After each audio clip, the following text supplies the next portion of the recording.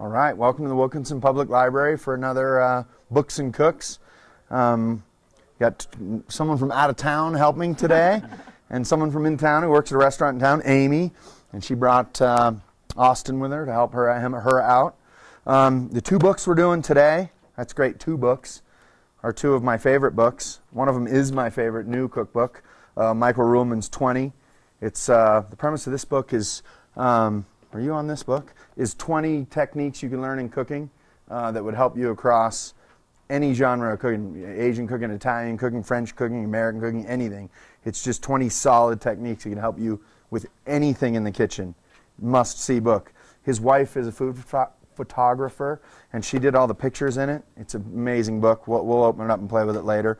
And then another book is Sauces, which is also another amazing book, another famous must-have cookbook author if you're into cookbooks.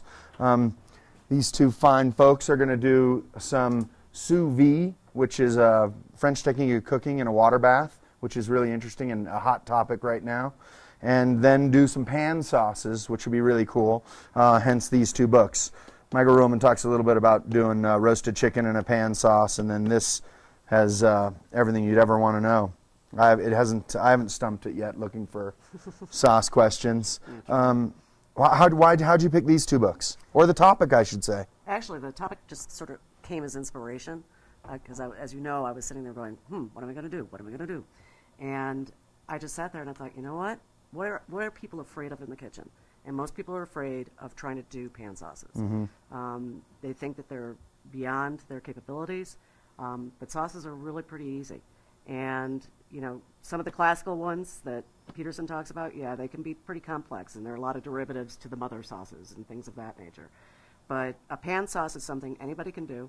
All you need are a few simple things and a few simple rules about the way you should approach it, although the rules are pretty lenient.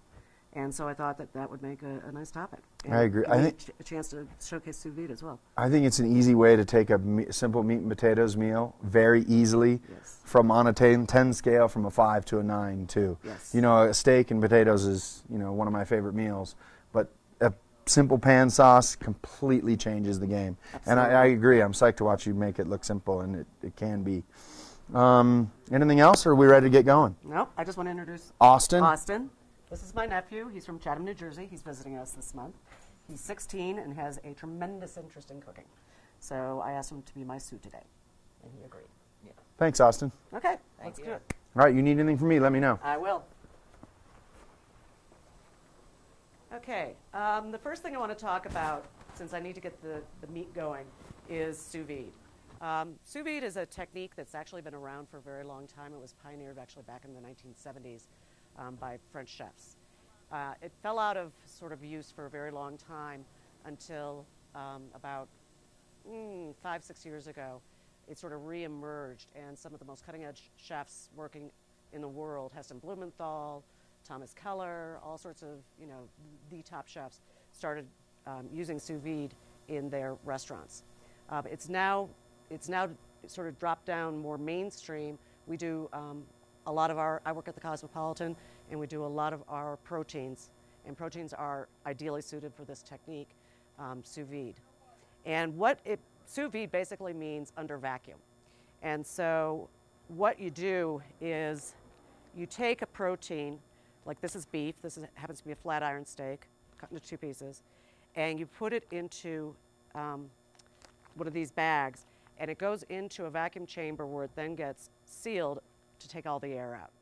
And so you have a fairly bacteria-free environment, which means you can cook things, shock them, which means put it into an ice bath to get them cool really quickly, and then hold them for much longer periods of time than you could in any other way. And the beauty of sous vide is it then goes into, once you've vacuum sealed it, it then goes into the water bath. And this is called an immersion circulator. This one happens to be by a company called Polyscience. And it's one of the best ones for home cooks. And you put them in at a very specific temperature for a very specific amount of time. And it's low temperature, long duration cooking. So something like a beef brisket, you would cook up to 72 hours. but you will never believe how succulent the meat is coming out of this thing. So we cooked these last night, and I cooked the steaks at 135 for 35 minutes, and I cooked the chicken at 147 for about 45 minutes. Now they're going back into a bath that you'll see is set at 130. And that's the nice thing about sous vide, because if you cook them to a specific temperature and you want to reheat them, as long as you put them into a water bath at a lower temperature, they don't continue to cook. They just get warm. So we're going to let these start to warm up. Actually, I should have put them in earlier, but that's okay.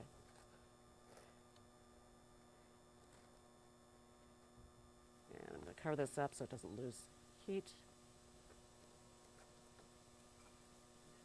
And then, but the one thing about sous vide is you obviously don't get what is referred to as the Maillard effect, which is what makes browning taste so good on meat and chicken and things like that. And so what you do is, once we're done heating these up, we will take them out of the bags, dry them off, and then sear them in a very, very hot iron pan. And that will give you a quick sear. But with sous vide, because it's consistent temperature throughout when you're cooking, you know how when you cook a steak like on a grill and you get a sort of a gray, dark exterior, then it's a little gray, and then it kind of gets to what you're cooking it to in the center. So if you were cooking it medium rare, it sort of goes from dark red to a light pink. With sous vide, it'll be pink from edge to edge. It cooks it completely consistently. So that's that. Any questions on sous vide? Okay, let me get rid of my books. All right. Actually, Bug, can you hand me one of those of the Xerox? Yeah. It's my cheat sheet. Sure can. Thank you, sir. Sort of my cheat sheet. Yeah, this is, we had Xeroxes made. This is from Mr. Peterson's book, because it really talks about sort of the theory behind this kind of sauce, pan sauce. A pan sauce is known as an integral sauce, which means that it's not made independently of what it's being used to flavor. So what you're using to flavor the meat is the meat itself, and then you go from there. So what is a pan sauce really? It is the fond of the meat or the chicken that is then flavored with what is referred to as a liaison, which can be, and it's sort of exactly what it sounds like. It sort of binds it. It can be butter.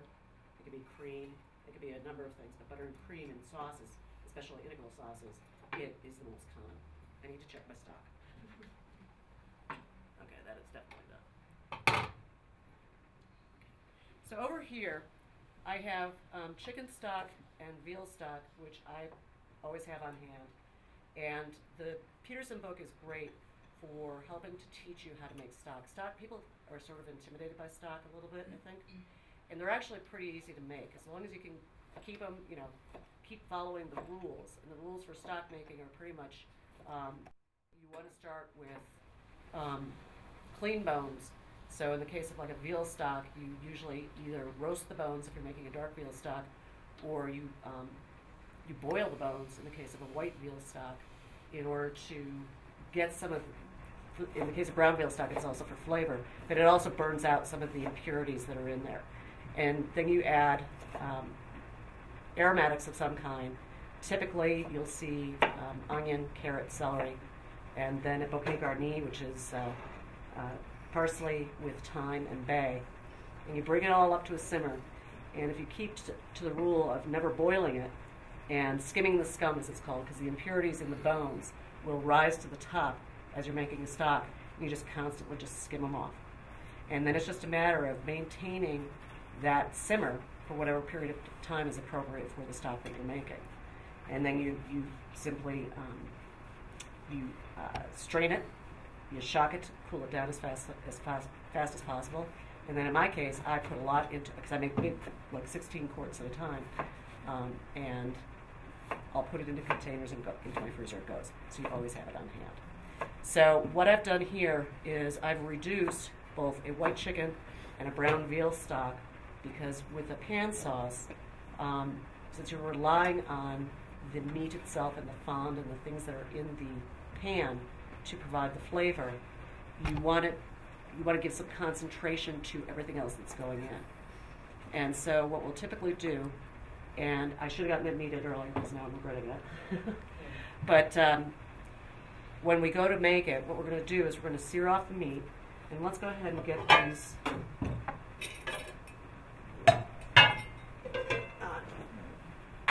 let's get them started to get heat.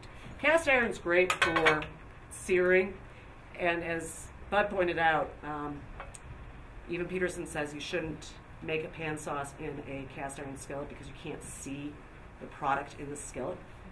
You can't see when it's being brought down. But because cast iron is so perfect for searing off sous vide, because you don't want to cook more once you've done sous vide, you're just providing that Maillard crust. I'm going to go ahead and use cast iron. So let's get these going. Put them on like moderate, because we don't want them screaming quite yet. Okay. What time did these go in? Do you know? No clue.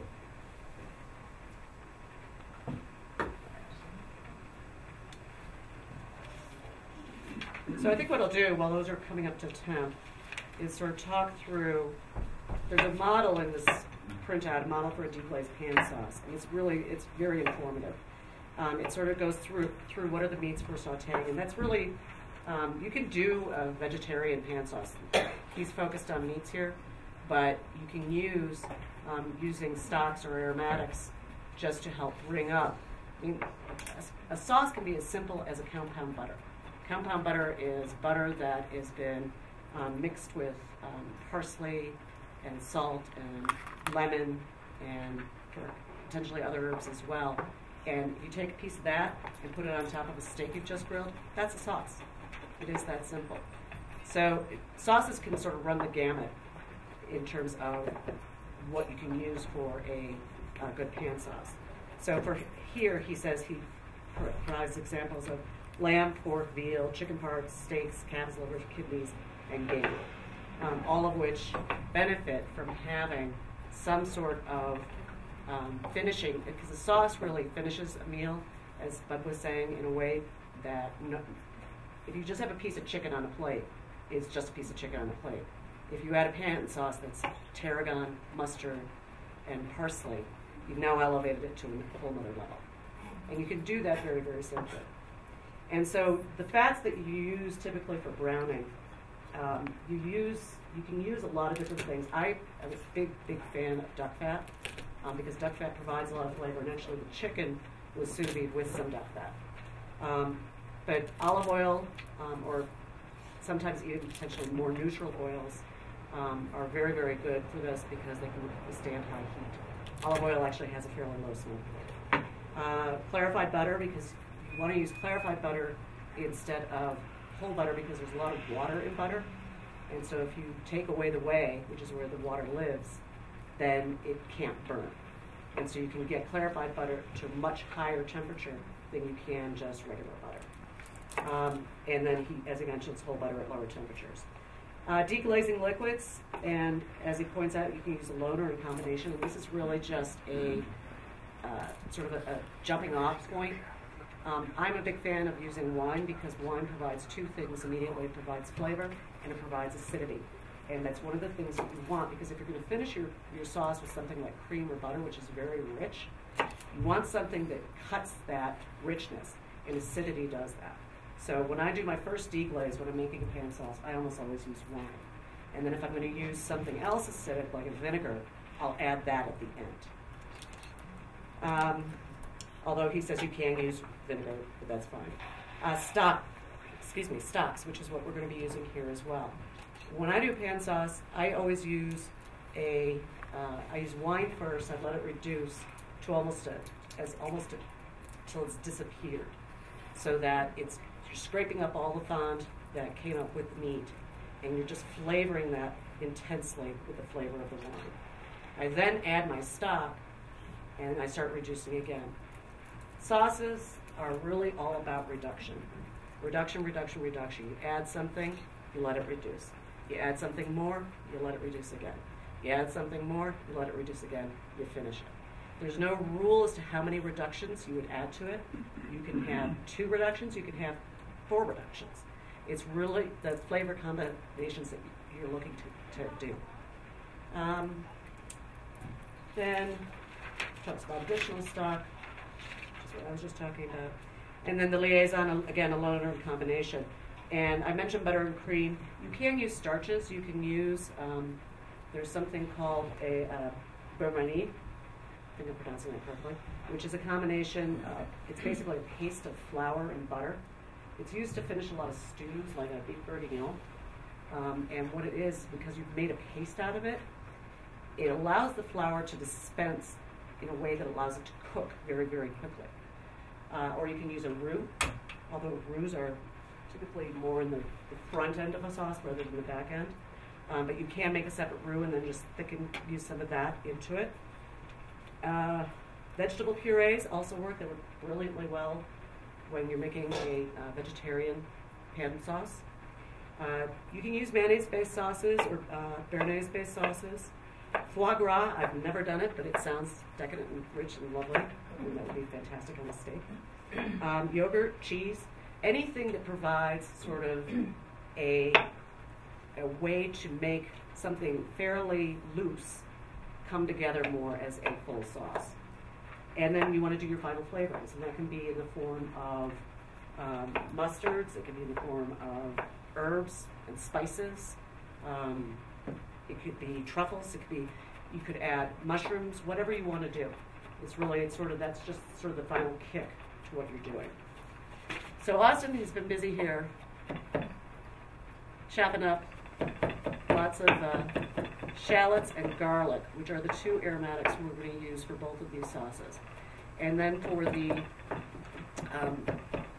beef, what we're going to do is we're going to saute off the beef just to get a nice sear on it. And then we're going to use that, add some wine. Then once the wine is reduced, we're going to add our shallot and our garlic. And then we're going to add our reduced stock. And then we're probably going to add a little bit more wine and let that reduce even more. And then we'll probably finish it with just a drop of balsamic vinegar. With the chicken, I like to do a lot with herbs with the chicken. Oh, and then we're going to finish it with parsley. With chicken, I like to do a lot of herbs because chicken, especially chicken breast, can be kind of boring. And so it needs more flavoring in order to make it work. So today I'm going to be using a combination of tarragon, thyme, and mustard. And then finishing both of these with butter. So I think we're going to go ahead and start getting these ready. It may not be quite warm enough, but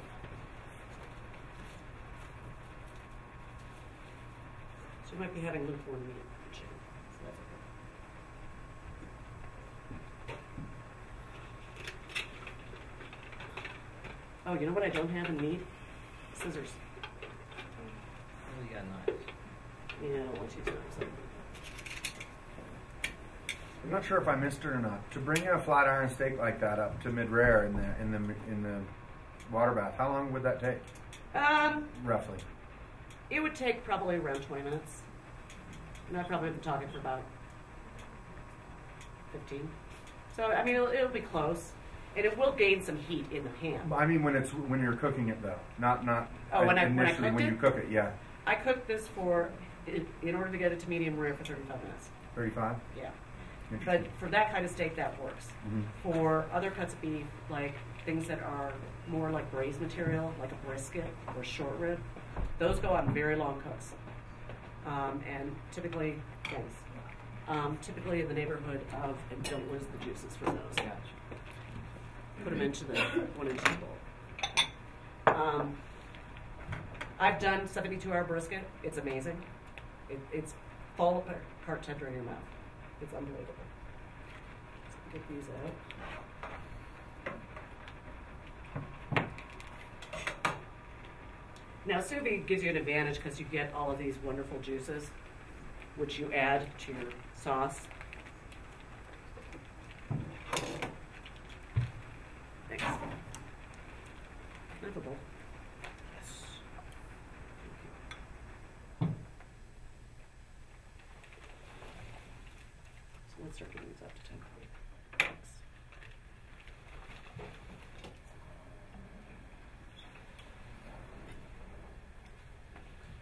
See, all that is pure flavor, because what sous vide does is it doesn't allow anything to escape, nothing. So you get all the juice that came out of the chicken, and that's all flavor, and that becomes part of your sauce.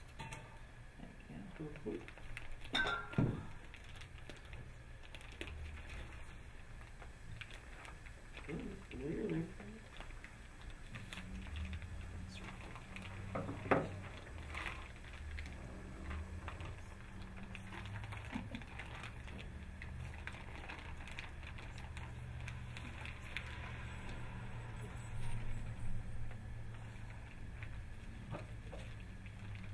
There aren't a lot of cookbooks yet written for home cooks on sous vide.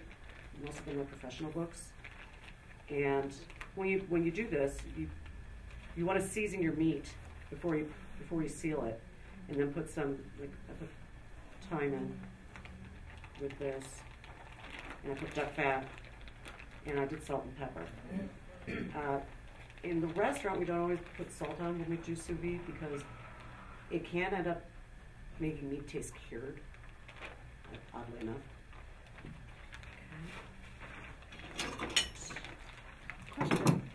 And with the steak, I just did salt, pepper, and butter. I kept it very, very simple. Are there any other proteins that are appropriate to do in that besides meat? Duck. Besides Any meat? other proteins? Mm-hmm. Actually, it's interesting. I've done scrambled egg sous vide. Okay. They're unbelievably good. Mm-hmm. They're really, really good. Kind of. Thanks. It also works really, really well on non-green vegetables. Green vegetables don't sous vide. There's an enzyme in them that just makes them go gray and mushy. But butternut squash, carrots, things of that nature, hard vegetables, work really, really well. And they come out, the flavor is completely different than if you cook them, sort of conventionally. Cauliflower also? Hmm? Cauliflower also? You know what? I've never tried cauliflower. I don't know. We have a plate, though, at the restaurant, which is also sous vide vegetables. It's our vegetarian plate. And it's very popular because it's really good. So, paper towels. All right. Thanks. So now what you do is you need to dry the protein, otherwise it won't sear.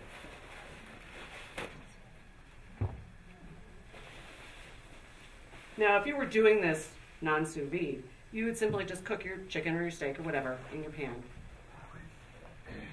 and then proceed as usual.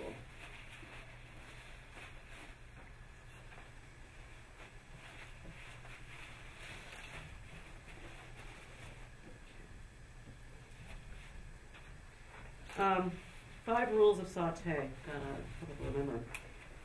Hot pan, little oil, dry meat, don't crowd, don't cover.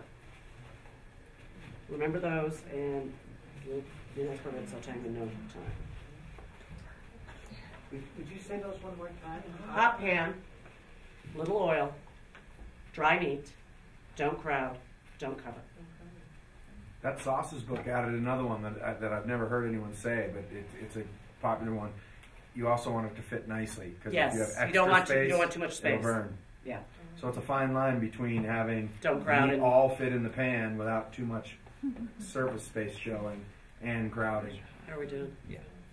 Okay, so Austin's going to saute the meat, and I think you'll be able to get two pieces if we do this strategically in at a time, like that and that, and then that and that.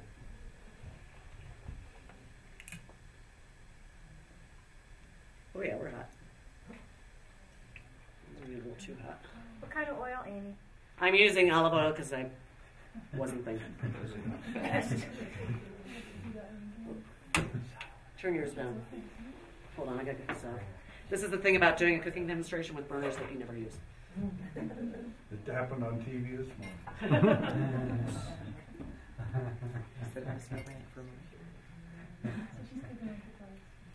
I think another problem she's having is cold pressed olive oil like that. The Yeah. burning flash point is about 40 degrees colder than regular olive oil. Yeah.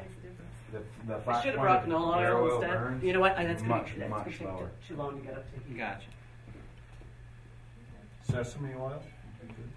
Not for cooking. Not for good. No. Something clear. Canola oil. Canola would be ideal Peanut for this. oil is really good.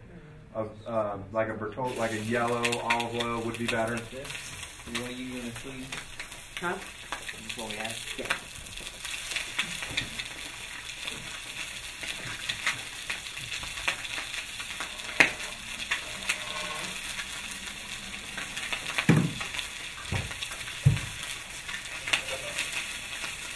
When you're sauteing, you just want to do a very hot pan, and the meat is dry so it's not sticking. If it is sticking, once it browns, it will seem to stick. You'll know that that's sort of when it's ready.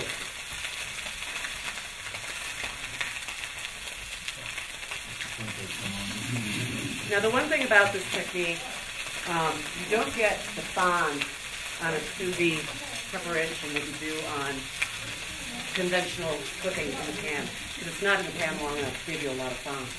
So I'm relying much more on my stock to provide the flavor.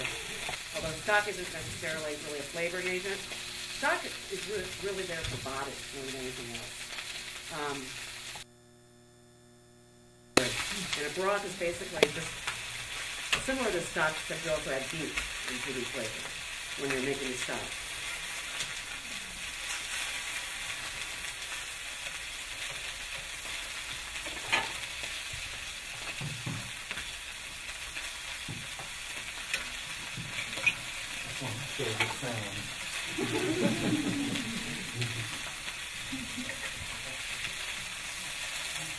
Perfect. So I got a new range at home recently in an Austin plate. Right there. Austin and I decided to do a stir fry Saturday night. And the power of my burner, my new burner, was so much more than my old burner that we threw in the Thai chili peppers with the Szechuan peppercorns, and the thing burnt in about 1 second flat. We had to throw that out and start over. And we turned it down a lot. First time I've ever had to turn down a burner for a walk.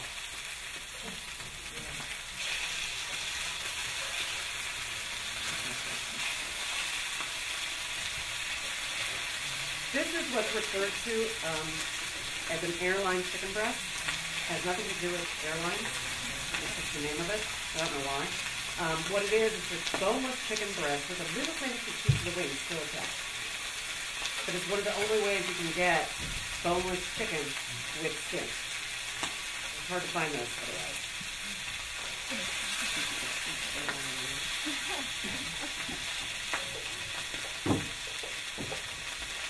So go ahead and tempt those. Yeah. Simple. There, I got it for you. I stole it. Oh, that's It was my right. book prop. Sorry, camera. So let that come back up a little bit.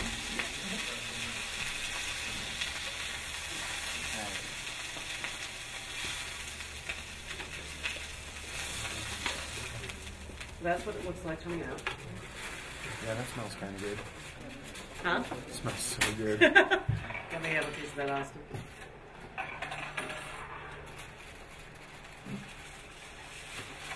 So as I said, Austin's visiting from Chatham, New Jersey. He is the son of my sister-in-law, and he's the eldest of three and has a strong interest in cooking. Strong interest in many things. He's 16 and he loves to read comics. So it felt natural to ask him to do this with me.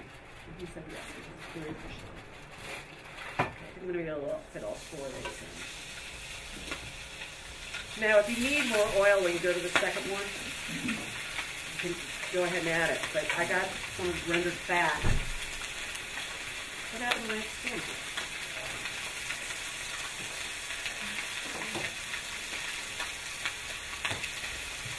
think you said it when I walked out. Where'd you find skin-on chicken breast? That's I've got connections.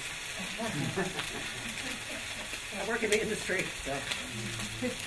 So back to the question: where'd you find skin-on chicken breast? U.S. Food Service. Oh, cool. Anyone have questions?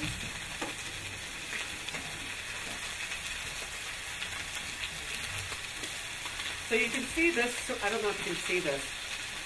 This is separating out. So you have below. That's all juice directly from the chicken, and then that's chicken fat. And I'm going to use all of it, but I'm going to use some of that fat to help enrich the sauce, because fat equals flavor. Austin's not so much. Austin's more pure juice. Chicken has a lot more fat. It's this kind of chicken. Flat iron's a really lovely cut for sous vide. Everything that's a chuck is really good for sous vide. Most of the cattle is good. But I particularly like chuck because chuck can get so melting in my tender when it's done this way.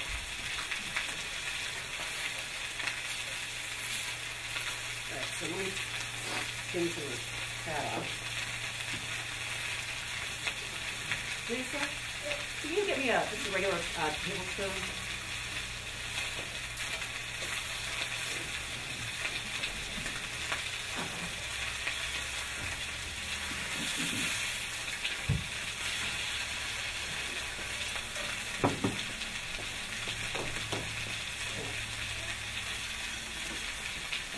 So when you skin fat, all you really want to do is like put your spoon just barely underneath the surface, and it'll just float right on.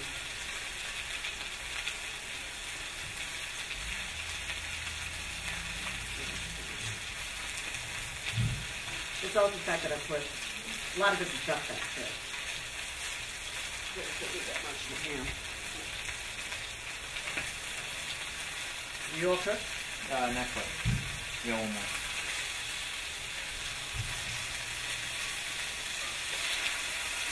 Can I chop this up? Yeah. Take it off the stem then.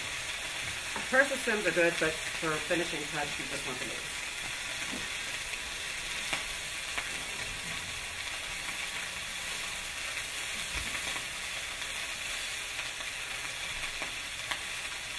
You guys are going to need to build a professional kitchen at some point. We're working really hard on it. Here, what you help me do? We need a big donor. Maybe somebody will just come to Wilkinson Press and say, "You got to be the professional kitchen. Let me build it for you." You should say that again later on.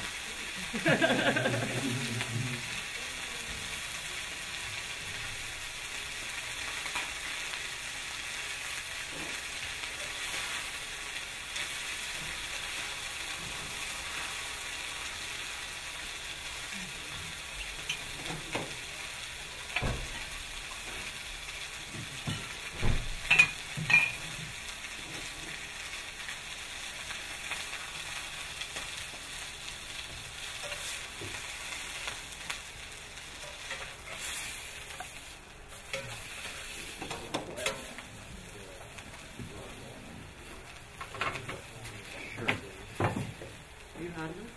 I think it's waiting for it. Oh, okay. Why don't you go ahead and add just a little bit more? Sure. And then take the steak out and put it on.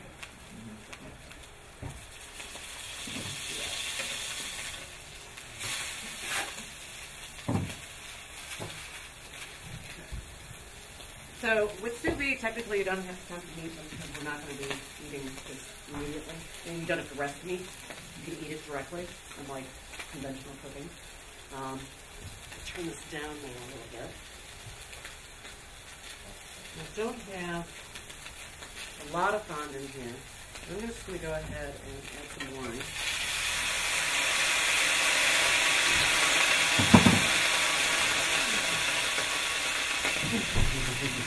The last thing you saw I hate before the to think of what sprinklers this came is going to on. look like someday.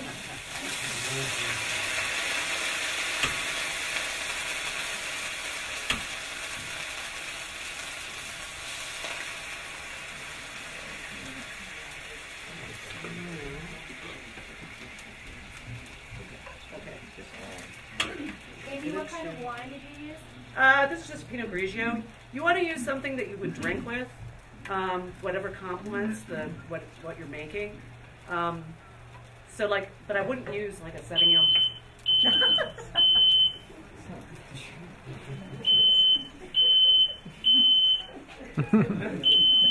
This happens every time. Don't worry about Does it. it? No. No. Maybe this wasn't such a good idea, but This is a great idea. so I would use like a Sauvignon Blanc because it's just too lightweight a wine to really work well. But Pinot Grigio is light enough that it has enough body. This is just calling everybody to the room. They wouldn't be too bummed when they got here. It's a lunch call. Okay, Yeah. let's turn you back on. And let's get this all done at once. This is actually red wine. Just a convenient portable size.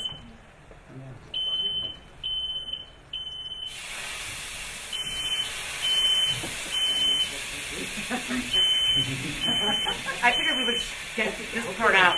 They don't go off. That would be very bad. No, it has to get hot and melt something. There's no way. We'd have to try really, really hard to make those go off. Would be fun. All right. Okay, so now that I got that sort of reduced, I'm going to add in all the jus that came out of, and I'm going to let that reduce. Where's your jus? Right there. And that's going to super concentrate those flavors. You think Zumba ever sets this thing off? That's a different kind of hot.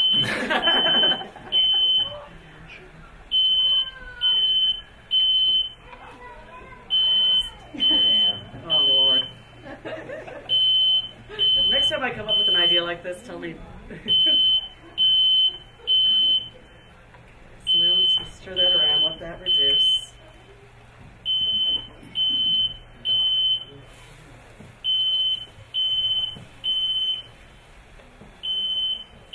Now I'm wondering, Amy, can you show the viewers at home what you're doing? Or with the pan? I know, sure I can. I'm not sure it's going to get it. Can you get it? Not really. Basically, the wine went in and set off the fire alarms. I kept adding until, because it evaporates, so, the pan's so hot, it just evaporates immediately. And then you just start scraping the bottom to get any of the fond off of the bottom of the pan. And so then I just let that reduce and reduce and reduce. Then I added what came out of the sous vide bath. Now, if you weren't doing it sous vide, you could add some stock at that point, or you could simply go on to what the next step is going to be, which is adding aromatics and sauteing those. But I'm letting this all reduce, because that will hyper-concentrate the flavors. As I said before, pan sauces, all sauces are pretty much about reduction. And I'm going to let this just get to almost like a glaze on the bottom of the pan.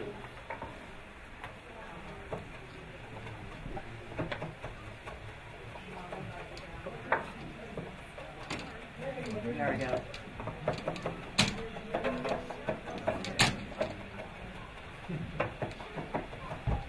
This one's actually closer.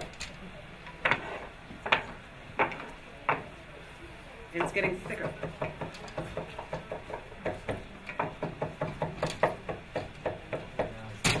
If you want to walk up and take a peek, feel free.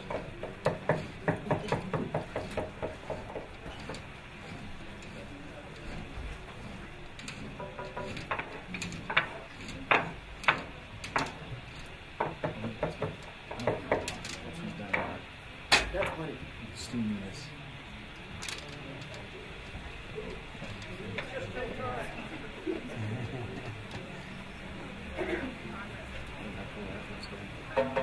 Turn these back on. Am I on? Yes. Yep. Yes. You want me to mess around with that one? Just experiment. Yeah.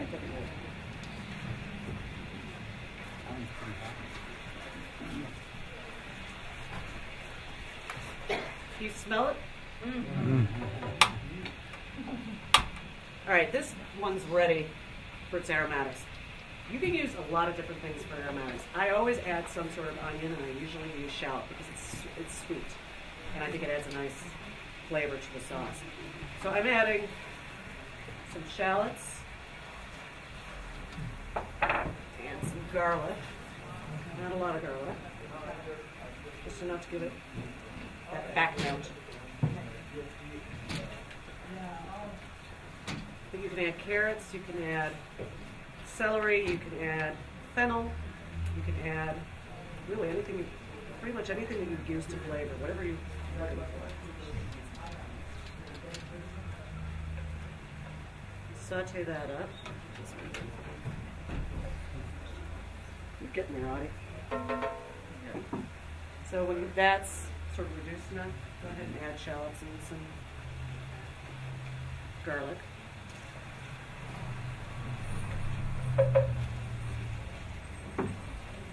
Some footage. I didn't bring my hands today, Okay, so now this is now reduced so much. I wish you could see this. That it's very bubbly and thick in the shallots. So now this is at the point where I want to add my hot stock. Not quite hot. Get it down so it doesn't completely evaporate away. All right.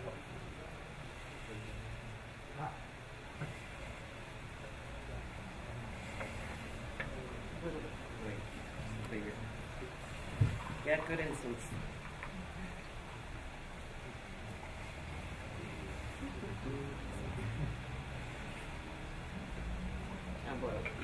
Okay.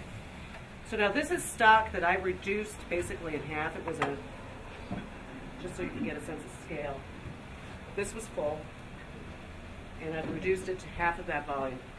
So it's concentrating the flavors that are in it. It's also concentrating its ability to provide body. So now I'm going to add stock.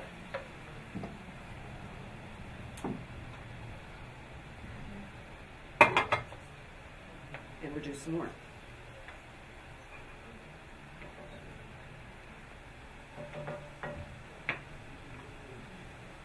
So now it's again very, very liquid. It had been very, very thick, and now it's very, very liquid again. And that's sort of the mode of making sauce. You start thin, go thick. Add something, make it thin again, go thick again. Because it's concentrating the flavors down and down and down.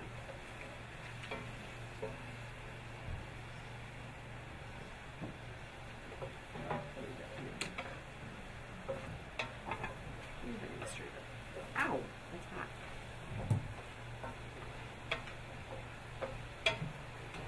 All right, Amy. Good.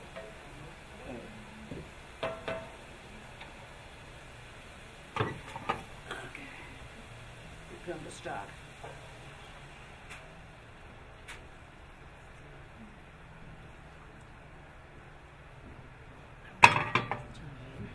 This is going to take a few minutes.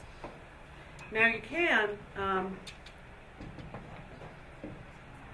once you finish the sauce, once you've reduced it and you add your liaison, whatever you're adding, cream or butter, I'm using butter on both of these, you can just serve it that way. What I prefer to do, and this is sort of it's a classic technique, is I strain it back into the saucepan and I finish it in the saucepan. And that's where I add my butter, that's where I add my herbs. And it makes it a much silkier, smoother sauce. Good stuff.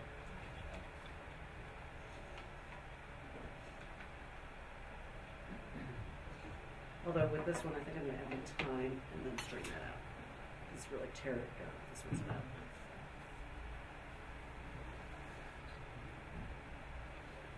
And there are classic combinations. I'm sure you've heard of them. There's another book that's not up there that is a really, really good cookbook. If you happen to like cooking without a recipe, it's called The Flavor Bible.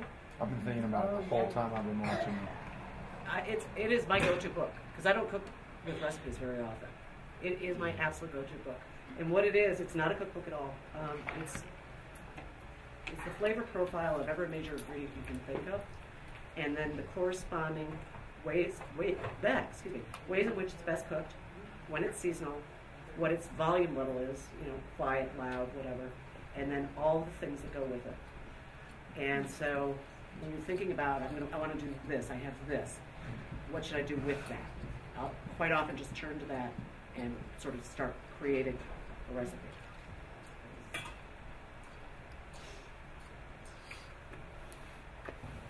This one's a little fine. So we have some.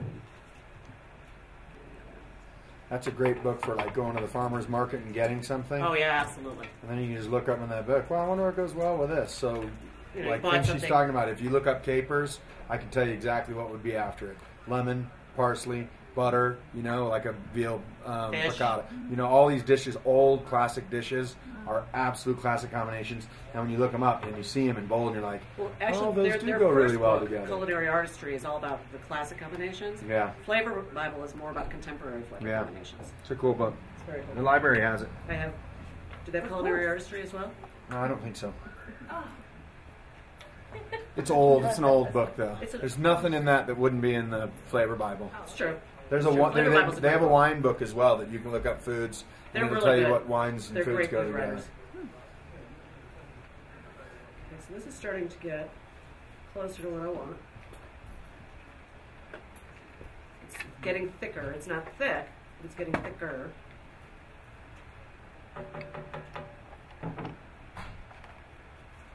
And whoever got the alarms off, thank you. Still very thin. Yeah, you need to reduce a lot more.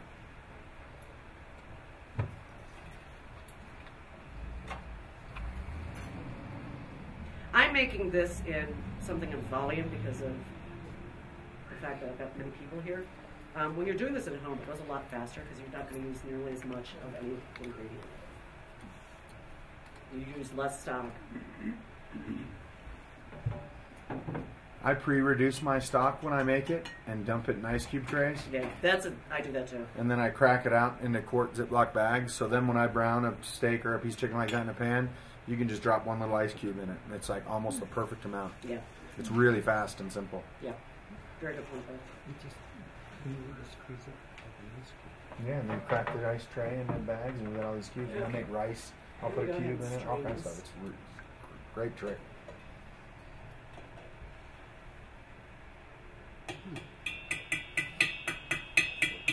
This is where this pan is too big.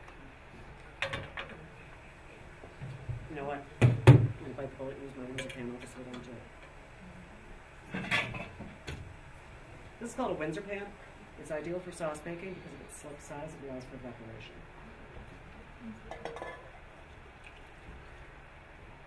So now this is going to go on a burner. You always have to strain it because you just strained out of it is pretty yummy stuff too. But it's all flavored. No, you don't have to strain it, but if you do, it makes for a silkier sauce. Yeah.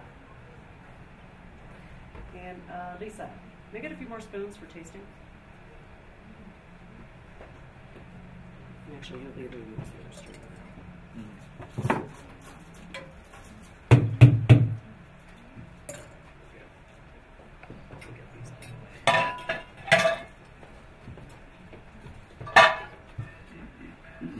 This other book she picked, this Ruhlman's 20, has a really good recipe in it for stock as well. He does a roasted chicken stock, and he uses all the stuff that's left over from having roasted chicken. Yeah. So he makes roasted chicken and pulls all the meat off, and then he makes a stock that night with the bones from that. And it's a really fast, simple. It takes an hour. Yeah, and the nice thing about all stocks you could do, they're usually white versions and brown versions of everything, and they have different applications. Like brown chicken stock would be great for making chicken soup.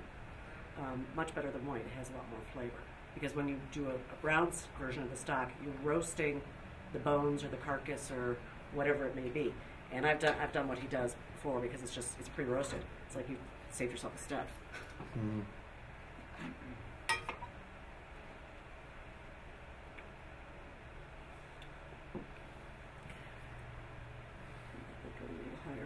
Amy, how about this?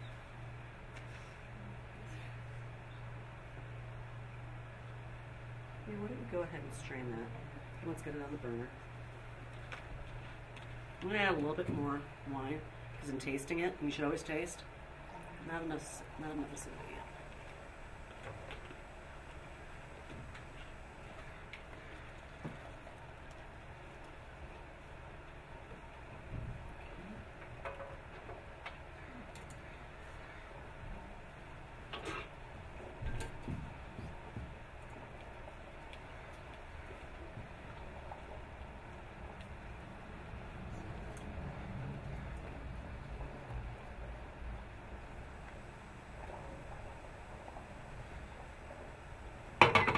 Can you get that one? Yeah. Thanks. This is a little too fast. Soft.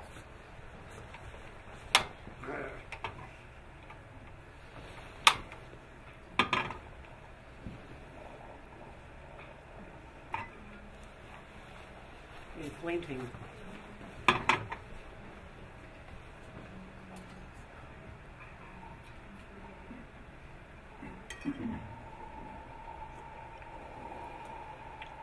That's better. So, as I said, when you finish a sauce, you want to add at the very end something acid, because it will just brighten it. It will give it just gives it a different dimension. So I'm going to add lemon to this one.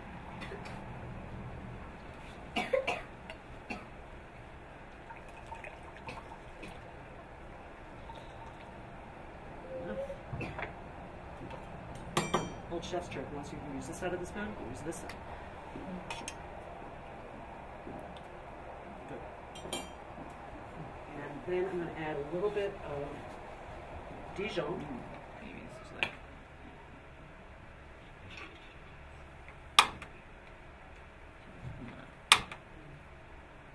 Getting stubborn. It's boring. Yeah, it just went out again. There you go. Yeah. It's fine. It needs to reduce some, so that's okay.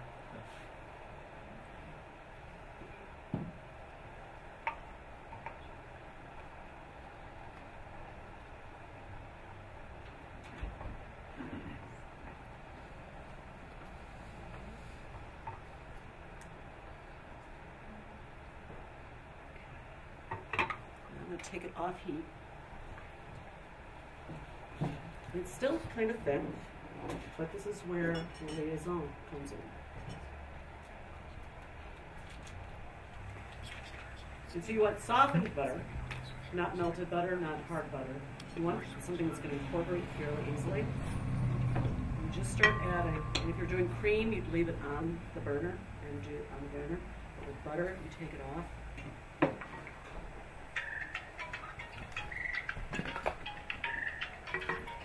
Start whisking in butter bit by bit.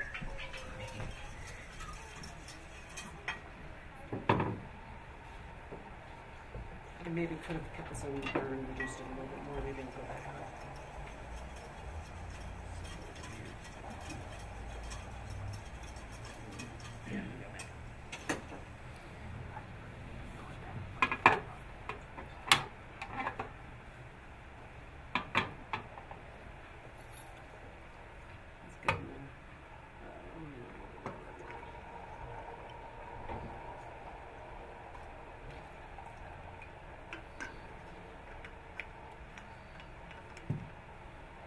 Go ahead and boil. Go ahead, guys. Go for it. You're being very patient. Why don't we go ahead and start cutting meat?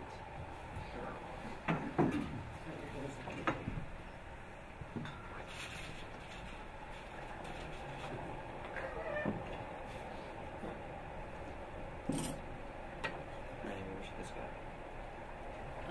Put it in a bowl. Here.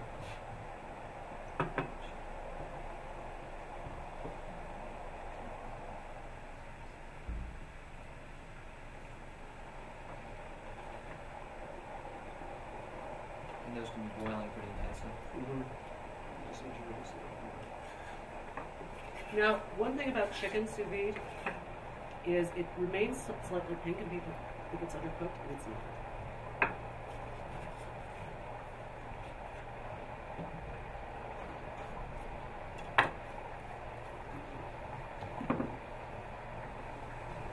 You said if it looks pink, it's not really undercooked? Not when you're doing it sous vide.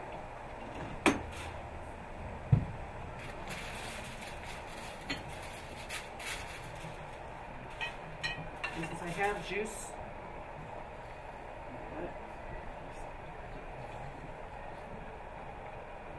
anything that comes off the meat, add back in. It's all flavor. If you can get put into sous vide, how would you recommend cooking the chicken?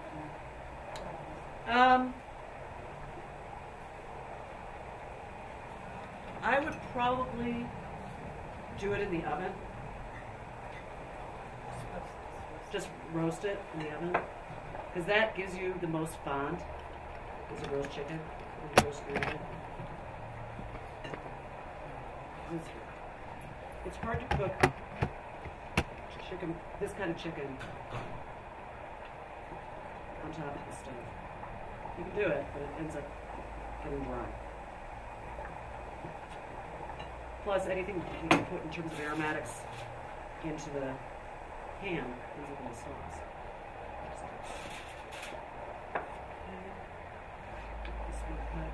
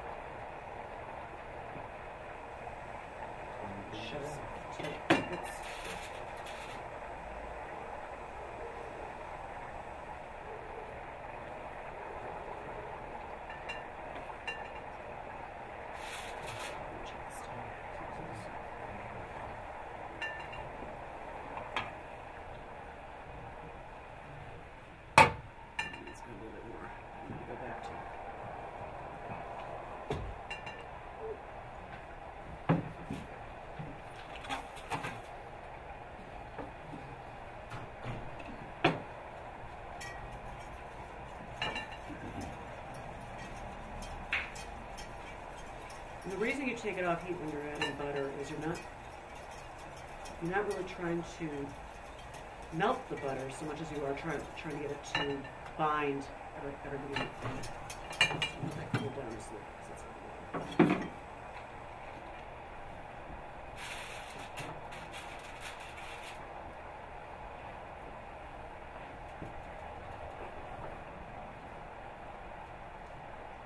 Is there a grain on chicken breast that you cut it one way or the other? yeah.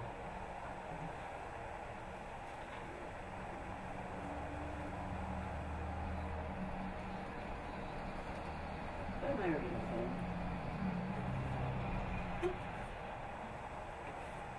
Usually, if you have it in front of you, just go at an angle. You'll be cutting across it. The grain on beef is obviously a lot easier to see.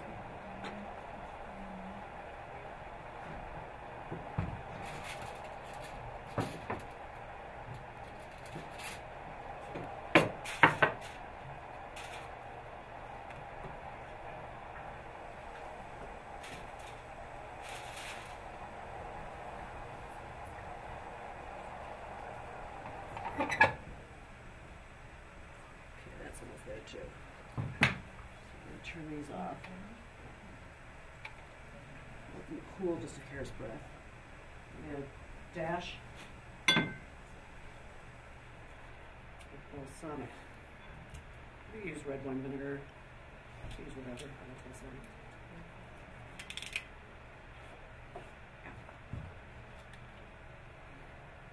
You don't need much.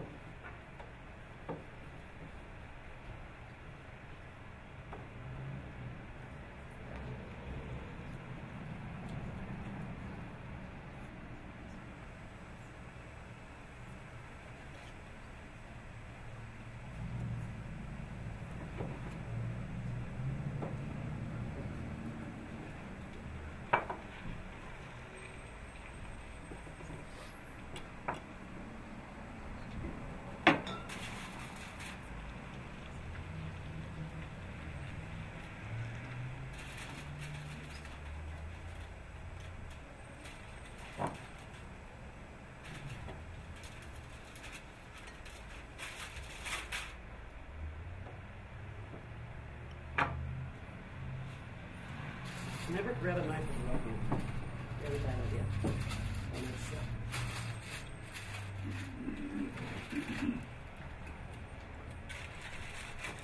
Amy, tell us how you got interested in cooking and where you went to school. I've been interested in cooking since, I think, since the day I was born. My mother was a phenomenally good cook. I was raised during the convenience food generation, and my mother never bought into it. She fed me game duck at the age of 4, pheasant at the age of 5, sweetbreads at the age of 6, and just said, eat it. And there was no second dinner in our house.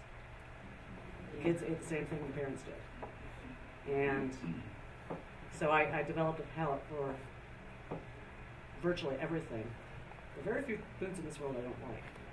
And so I became very interested in cooking. And I didn't pursue it professionally right away. I spent about 20 years in the advertising field, and finally went, stick a fork in me, I'm done. Don't want to do this anymore.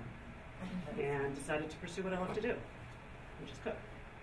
And so we were still living in New York, but I was out visiting a friend here in Telluride. And we talked about it. She's like, you should do it. So I said, I want to go to culinary school. She's like, do it.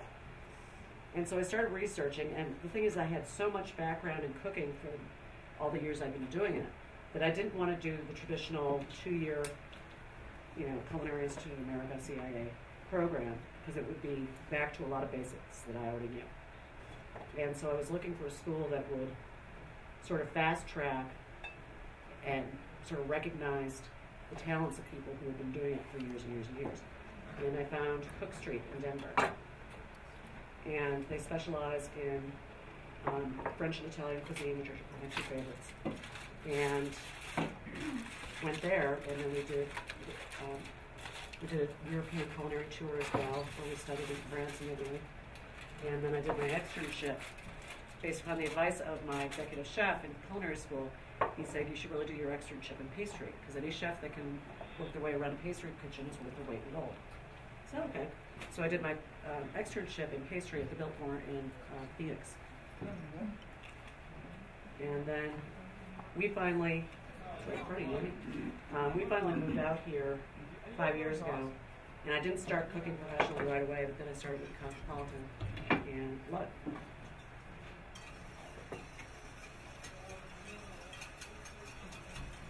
Let this boy go. So if you decided you wanted to go to culinary school and you didn't have the kind of skills that you already had, do you think that CIA is a very fine school. It's very mired, it's not the right word, but steeped in classical techniques. And I think there are other schools that are a bit more progressive. Where are they located? CIA? Yeah. Hyde Park, New York. Right down the street from where I went to college. And I know a number of people who, like Chad Scothorn, who's the chef owner of Cosmo, went to CIA.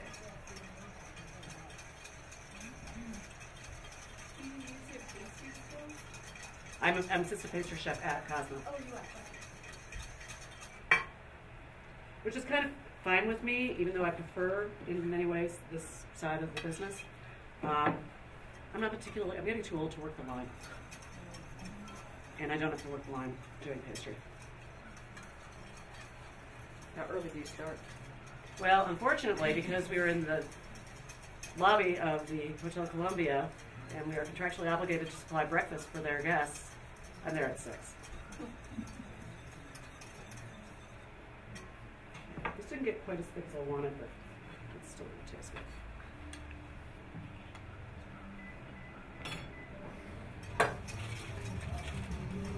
Squeeze more.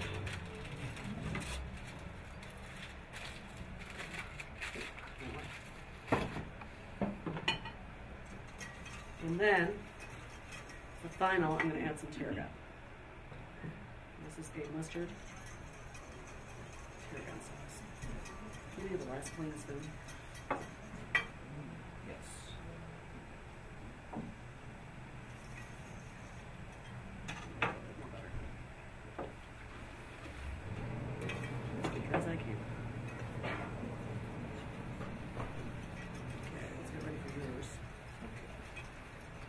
with your butter.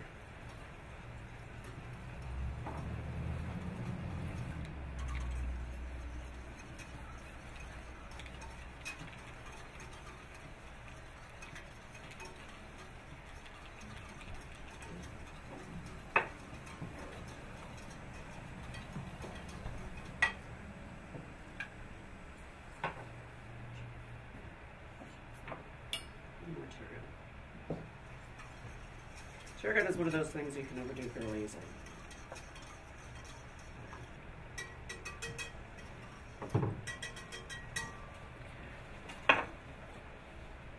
Start whisking in here.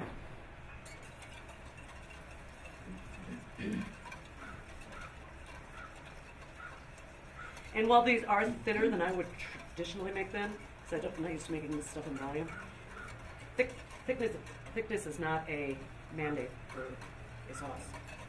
It's about flavor.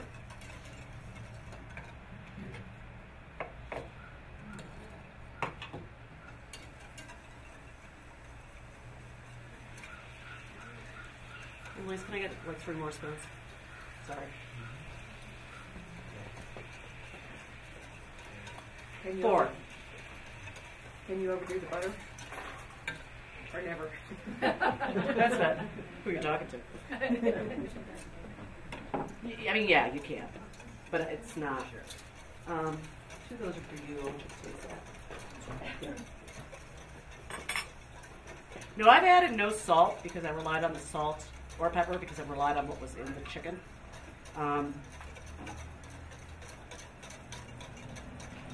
Is the butter salted? No, this is should always use unsalted butter because that way you can control the amount of salt going in. Good.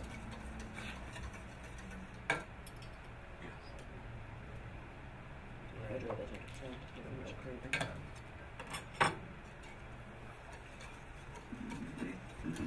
Why don't you go ahead and pour that over all that chicken?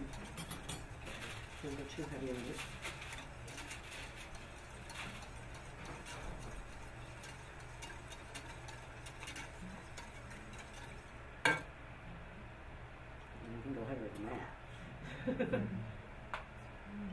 Make sure you get every piece.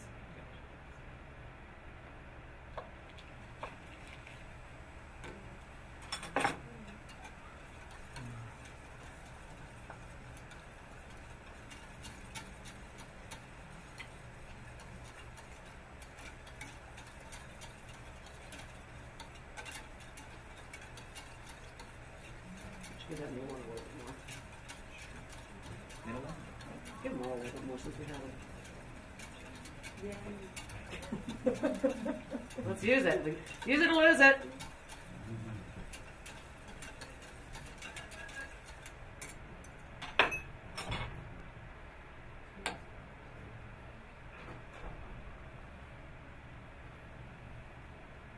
That's enough butter.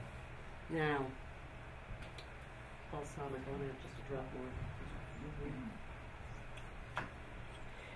When you do feel like you've added maybe too much butter, anything acidic will help cut that. And I feel like I added just a little bit too much butter, so I'm going to add a little bit more balsamic.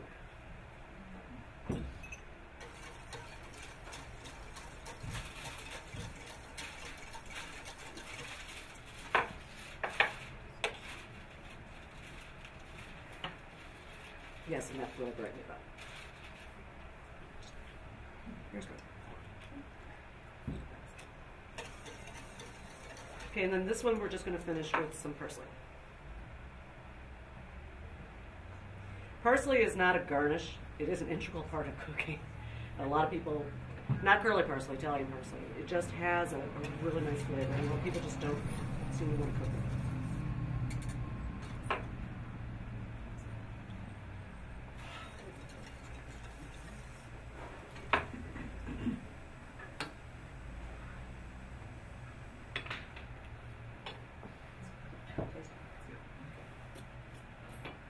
Yeah, a little bit of salt.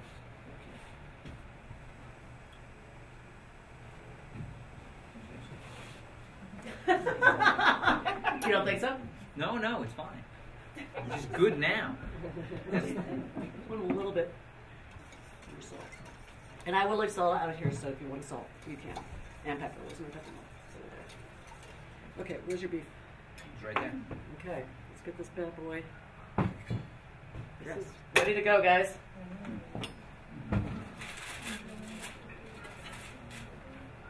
You didn't do neat rolls like I did. No, I didn't.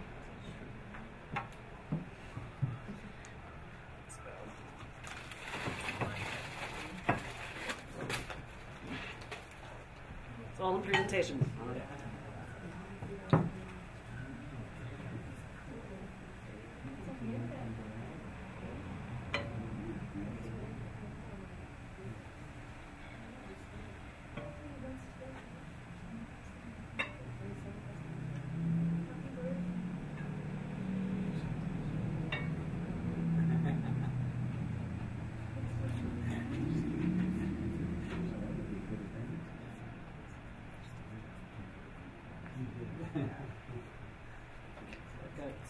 More than its fair share of parsley.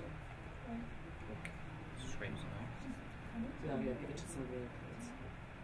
Okay, that's it. Wait.